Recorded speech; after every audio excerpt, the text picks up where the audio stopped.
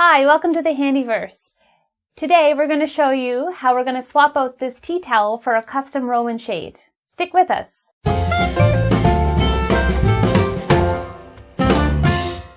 Okay, so first we have to measure the window, and you have to decide if you want your blind to come out past the window frame. We don't, so we're going to put it within this. So we're going to measure inside the recess of the window. So first we're measuring the width, and ours happens to be 22 7/8 of an inch. And then we're going to measure the length, or also known as the drop, from the top of the window, inside the window frame, just to the top of the ledge. And you can go longer or decide if you want your blind to have a gathering at the bottom. We don't. We want it to more or less lay flat when it's rolled all the way down. So ours is 37 3/8 of an inch in length. Okay, some quick math before we cut. So just to point out, we're doing 1/2 inch seams on all the sewing bits. So first there's the window measurements, the width 22 7/8 and the height is 37 5/8. We're going to make the finished blind just a little bit less wide than the window so that it can move freely up and down. So that's why it says 22 5/8. So the fabric width is 22 5/8 plus 3 inches. So 1 inch for seams on either, 1/2 inch on either side. Plus we're going to wrap the fabric around to the back. It gives a nicer look. So in the end, the width that I need to cut is 25 5/8. For the height, we're going to do the 37 5/8 plus 6 inches. So we're allowing for 3 inches on the bottom and 3 inches on the top.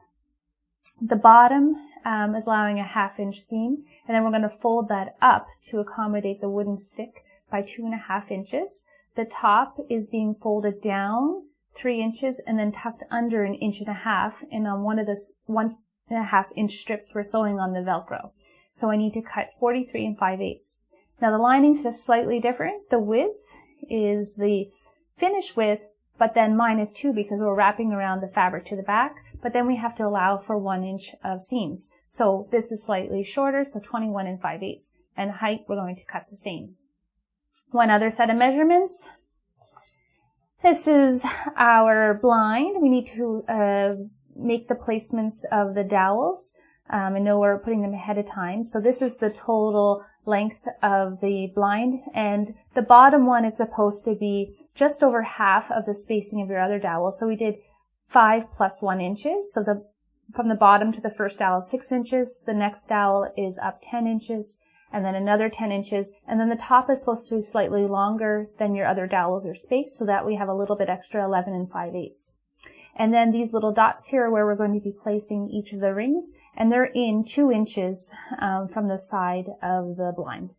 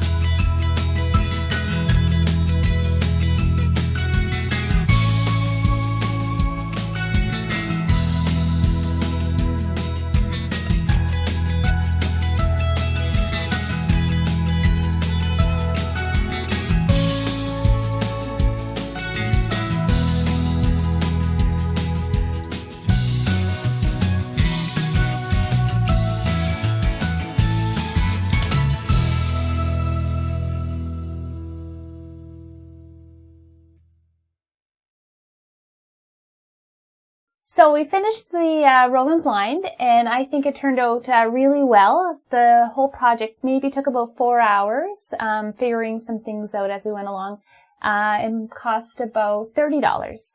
And we have now this custom-made blind, and I think next time it'll be easier to do another window. So I'll just demonstrate quickly. We have the cleat on the wall to tie the string when your blind is up. And we have this little stopper here, so the string doesn't go all the way through. So just to let the blind down, we just unwrap it. And voila! We have to get rid of that little thing. And it goes up pretty nicely on its own. I haven't pressed anything yet, but I think a little pressing would train the curtain to go up a little bit better and evenly. But overall, a success. Thanks for watching.